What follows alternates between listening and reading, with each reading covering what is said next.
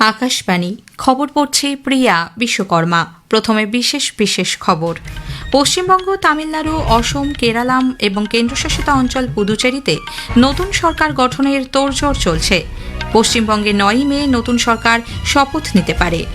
পশ্চিমবঙ্গ এবং অসমের জন্য বিজেপি অমিত শাহ এবং জেপি নাড্ডাকে পর্যবেক্ষক নিয়োগ করেছে।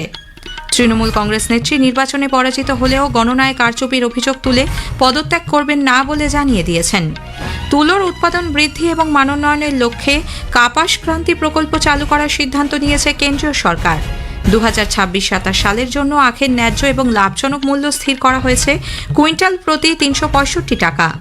প্রধানমন্ত্রী নরেন্দ্র মোদী সংযুক্ত আরব আমিরশাহিতে ইরানের হামলার জেরে 3 ভারতীয় নাগরিকের আহত হওয়ার ঘটনার তীব্র নিন্দা করেছেন।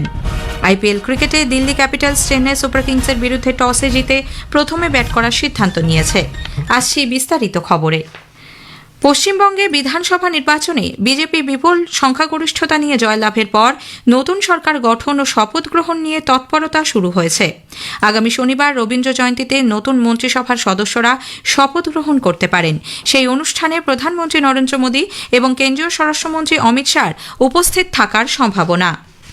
তামিলনাড়ুতে অভিনেতা থেকে রাজনীতিতে আসা সি জোসেফ বিজয়ের তামিলাগা ভেত্রি কাঝাকাম টিভিকে রাজ্যে একক বৃহত্তম দল হিসেবে 108টি আসন জিতে ইতিহাস সৃষ্টি করেছে। নবনির্বাচিত টিভিকে বিধায়করা আজ পনাইউরে দলের সদর দপ্তরে বিজয়কে তাদের নেতা নির্বাচিত করেছেন।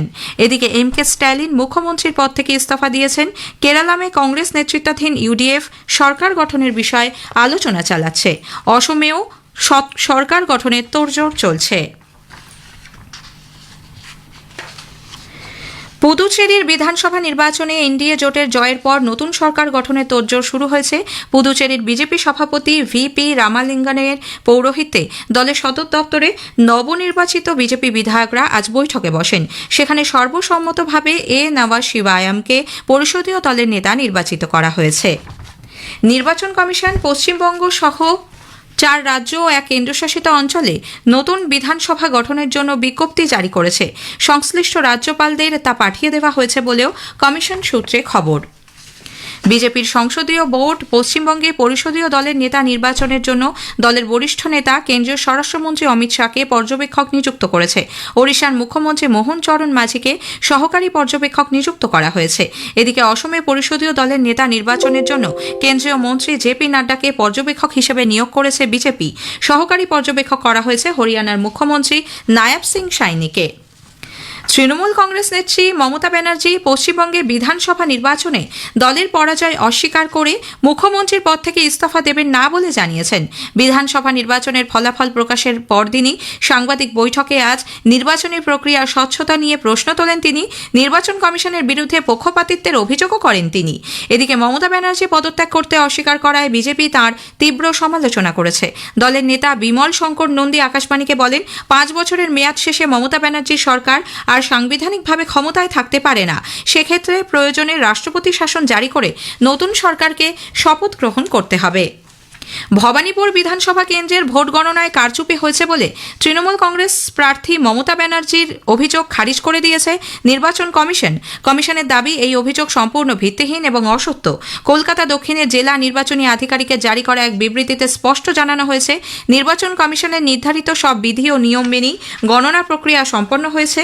সিসিটিভি বন্ধ রাখা হয়েছিল বলে যে অভিযোগ উঠেছে তা অসত্য বলে জানিয়েছে কমিশন। পাশাপাশি তৃণমূল কংগ্রেস প্রার্থীর সঙ্গে ধস্তাধস্তির যে অভিযোগ সামনে এসেছে সেটিকেও কল্পনাপ্রসূত বলে উল্লেখ করা হয়েছে বিবৃতিতে।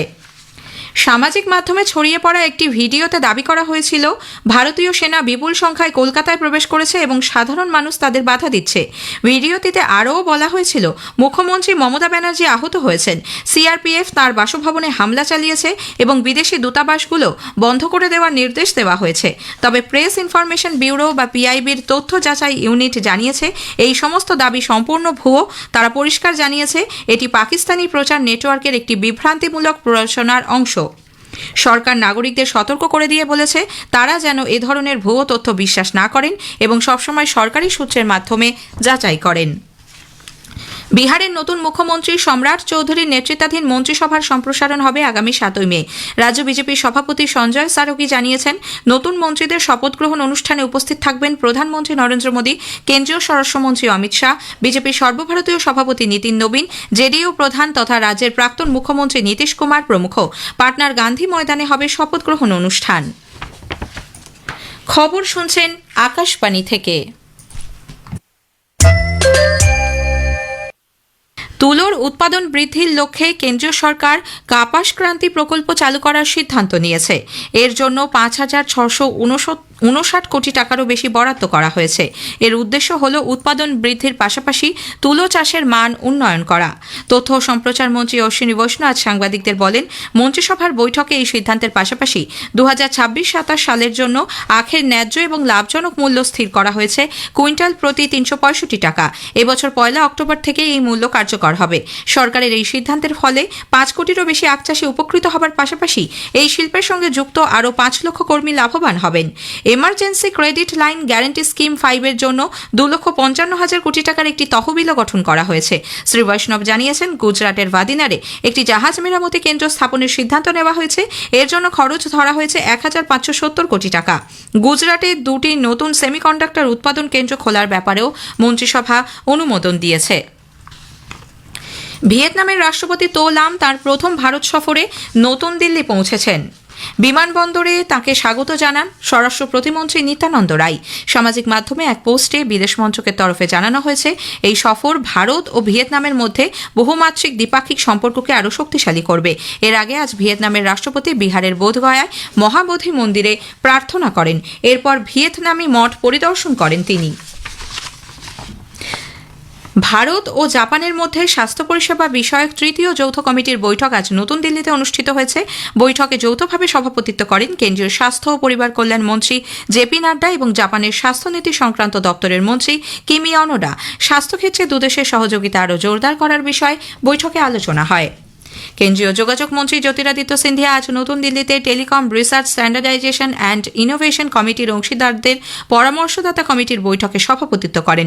সামাজিক মাধ্যমে এক পোস্টে শ্রী সিন্ধিয়া বলেন, বৈঠকে যোগাযোগ ব্যবস্থাকে আরও দ্রুত এবং নির্ভরযোগ্য করে তুলতে বেসরকারি উদ্যোগ এবং উদ্ভাবন নিয়ে আলোচনা হয়। সংযুক্ত আরব আমির শাহের ফুজাইরাতে ইরানের হামলায় 3 ভারতীয় নাগরিকের আহত হওয়ার ঘটনার তীব্র নিন্দা করেছেন প্রধানমন্ত্রী নরেন্দ্র মোদী।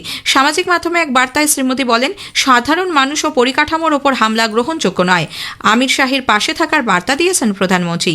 তিনি বলেছেন, ভারত শান্তিপূর্ণ ও কূটনীতির মাধ্যমে যে কোনো সমস্যার সমাধানের পক্ষে।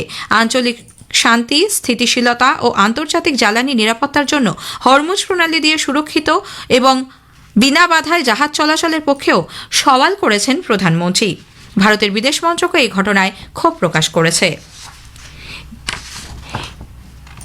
ইউক্রেনের গ্যাস উৎপাদন কেন্দ্রগুলিতে রাশিয়ার রাতভর ক্ষেপণাস্ত্র এবং ড্রোন হামলায় 5 জনের মৃত্যু হয়েছে, আহত 37 জন। ইউক্রেনের জ্বালানি সংস্থা নাফটোগাজ জানিয়েছে, রাশিয়ার বাহিনী পলতাভা এবং খার্কিভ অঞ্চলে গ্যাস উৎপাদন কেন্দ্রগুলিতে হামলা চালায়। রাষ্ট্রপতি ভলোদিমির জেলেনস্কি এই হামলার নিন্দা করেছেন। এদিকে ইউক্রেন আজ রাশিয়ার একটি বৃহৎ তৈল শোধনাগারে পাল্টা হামলা চালিয়েছে। লেনিনগ্রাদ অঞ্চলের কিরিশির বাণিজ্যিক এলাকায় এই হামলা চালানো হয়। নীতি আয়োগ নতুন দিল্লিতে ইনস্টিটিউট অফ ইকোনমিক গ্রোথ আয়োজিত বিকশিত ভারত নির্মাণের জন্য রাজ্যগুলির অর্থনীতিকে স্থিতিশীল করে তোলা বিষয়ক একটি আলোচনায় অংশ নেয়। সামাজিক মাধ্যমে এক পোস্টে নীতি আয়োগ জানিয়েছে, এই অনুষ্ঠানে সরকারের মুখ্য অর্থনৈতিক উপদেষ্টা ডক্টর ভি অনন্ত নাগেশ্বরন বক্তব্য রাখেন। দিল্লির অরুণ জেটলি স্টেডিয়ামে আজ আইপিএল ক্রিকেটে দিল্লি ক্যাপিটালস চেন্নাই সুপার কিংসের মুখোমুখি হয়েছে। টসে জিতে দিল্লি ক্যাপিটালস প্রথমে ব্যাট করার সিদ্ধান্ত নিয়েছে। শেষ খবর পাওয়া পর্যন্ত তারা কোনো উইকেট না হারিয়ে 3 ওভারে 19 রান করেছে। শেষ করার আগে খবরের বিশেষ কিছু অংশ আরও একবার। পশ্চিমবঙ্গ, তামিলনাড়ু, অসম, কেরালাম এবং কেন্দ্রশাসিত অঞ্চল পুদুচেরিতে নতুন সরকার গঠনের তোড়জোড় চলছে। পশ্চিমবঙ্গ এবং অসমে পরিষদীয় দলের নেতা নির্বাচনের জন্য বিজেপি অমিত শাহ এবং জেপি নাড্ডাকে পর্যবেক্ষক নিয়োগ করেছে। খবর শেষ হলো, এরপর স্থানীয় সংবাদ 7:50 মিনিটে।